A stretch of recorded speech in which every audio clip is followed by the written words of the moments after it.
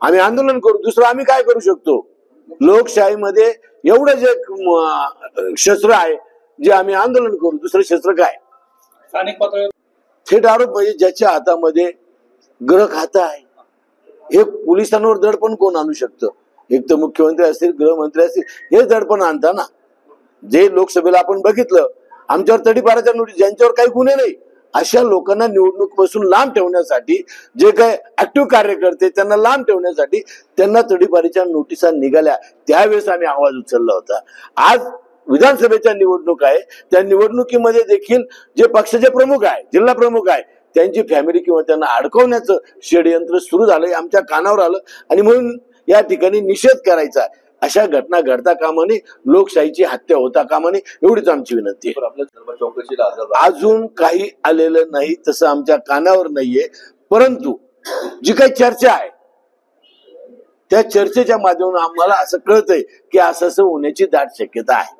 Sir, तुम्ही महायुतीमध्ये शिवसेनेचे नेते आदरणीय संजय राऊत साहेब यांनी सकाळी अतिशय स्पष्टपणे सांगितलेलं आहे. त्यांनी प्रशासक किंवा पोलीस खात्यांशी देखील त्यांचं फोनवर चर्चा झालेली आहे. या संदर्भामध्ये आज ते माननीय उद्धव साहेब आणि संजय राऊत साहेब हे दोघेही संभाजीनगरच्या दौऱ्यावर असल्यामुळे तिकडून आल्यानंतर संध्याकाळी राऊत साहेबांशी बोलणं करू. भविष्य पुढे आम्ही काय करायचं ही भूमिका देखील आम्हाला पक्ष सांगेल, त्या पद्धतीने आम्ही करू. आता जे काही सध्या चालू आहे आपल्याला माहित आहे, मागे जो गोळीबार झाला 3-3.5 वर्षापूर्वीचं प्रकरण आहे, त्याच्यामध्ये काही आरोपींना त्यांनी हातात घेतलेलं आहे आणि त्यांच्या माध्यमामधून त्यांना टॉर्चर करून या ठिकाणी बडगुजर किंवा बडगुजरच्या फॅमिलीमध्ये कोणाला तरी अडकवण्याचं पाप त्यांना करायचं आहे. आणि म्हणून त्याचा निषेध करण्यासाठी आम्ही पत्रकार परिषद घेण्यामागचा हेतू एवढाच आहे की नाशिक जिल्ह्यामध्ये आपण बघताय मोठ्या प्रमाणामध्ये या ठिकाणी गुन्हेगारी वाढती आहे. त्या ठिकाणी त्या गुन्हेगारीला आळा घालण्यासाठी पोलीस खात्याने काम करावं, परंतु वरतून काही राजकीय दबाव येत आहे. आता जे काही आपण बघितलं, काही गुन्ह्यामध्ये हेतू पुरस्कर बडगुजर किंवा त्यांचा मुलगा किंवा त्यांच्या फॅमिलीला कोणाला तरी अडकवण्याचं काम त्यांना करायचं आहे. आणि म्हणून अशा पद्धतीने जर केवळ राजकीय लोकांचं ऐकून किंवा राजकीय दडपणानं खाली पोलीस खातं काम करणार असेल तर याचा आम्हाला निषेध करायचा आहे. लोकसभेला हे आम्ही बघितलेलं आहे. लोकसभेच्या निवडणुकीमध्ये देखील अतिशय स्पष्टपणे महाविकास आघाडीचा उमेदवार निवडून हे चित्र स्पष्ट झाल्यानंतर शिवसेनेच्या अनेक लोकांवर तडीपाराच्या नोटिसा बजावल्या निवडणुकीच्या अगोदर. त्याच्यानंतर स्वतः बडगुजर यांच्यावर देखील अनेक प्रकारचे आरोप झाले, त्यांना अटक करण्याचा देखील त्यावेळेस प्रयत्न झाला. तशाच स्वरूपाचा आता लोकसभेच्या नंतर विधानसभेच्या निवडणुका होऊ घातलेल्या आहे. आणि म्हणून या ठिकाणी जे संभाव्य शिवसेनेचे उमेदवार आहे त्या लोकांना हेतू पुरस्कार अडकवण्याचं काम या ठिकाणी ते करत आहे.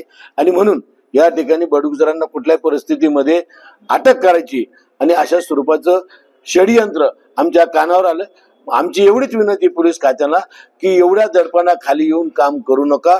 विनाकारण या शहरामध्ये आम्हाला आंदोलन करावं लागेल अशा स्वरूपाचं काही करू नये, एवढीच आमची विनंती.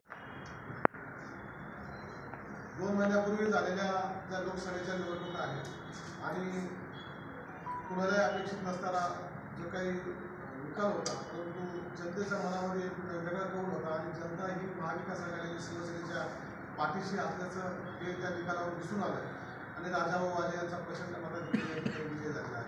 आणि त्याचप्रमाणे तेव्हापासून आम्ही विधानसभेच्या निवडणुकीची सुरुवात केली आणि नाशिक पश्चिम विधानसभा मतदारसंघ असेल किंवा नाशिक शहरातील विविध ठिकाणचे मतदारसंघ असतील त्यामध्ये आम्ही त्या ठिकाणी शिवसैनिकांनी एक मताने सुधाकर बडगुजर यांचं त्या ठिकाणी नाव आम्ही पक्षाला कळवलं आणि त्या पद्धतीने त्यांनी कामालाही सुरुवात केली.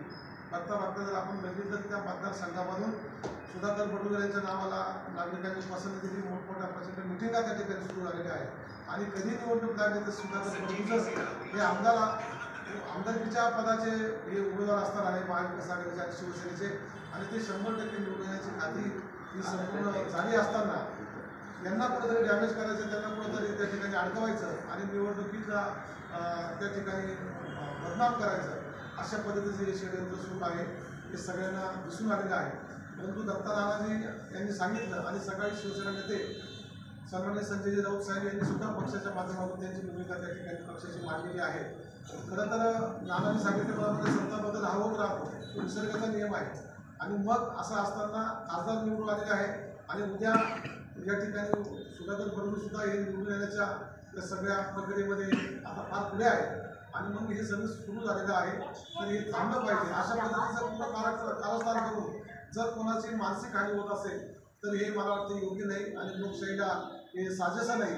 म्हणून आपल्या माध्यमातून आमची विनंती असणार आहे, सरकारला विनंती असणार आहे की अशा पद्धतीचं षडयंत्र किंवा अशा पद्धतीचं हे कृत्य करण्यापेक्षा या नाशिक शहरामध्ये जी काही परिस्थिती आहे, या नाशिक शहरामध्ये कायदा सुव्यवस्थेची परिस्थिती आहे त्याच्याकडे लक्ष देणं फार गरजेचं आहे आणि आपण ते सरकारने करावं. आणि अधिकाऱ्यांना सुद्धा माझी विनंती आहे की कुणालाही दबाव टाकून किंवा कुणाला या अशा पद्धतीने जे काही काम सुरू आहे हे करू नये म्हणून आम्ही पत्रकार माध्यमातून आहोत.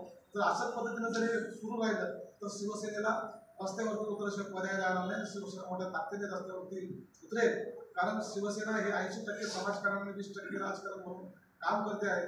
शिवसेना कधीही चुकीचं आणि गुन्हेगारांना पाठीशी घालण्याचं काम शिवसेनेने केलं नाही, करणार नाही. परंतु गुन्हेगारांना पाठीशी घालण्यासाठी ही पत्रकार परिषद नाही आहे. तर या ठिकाणी जे काही दबाव तंत्र सुरू आहे त्या दबाव तंत्राच्या विरोधामध्ये पत्रकार परिषद आहे. एबीपी माझा, उघडा डोळे बघा नीट.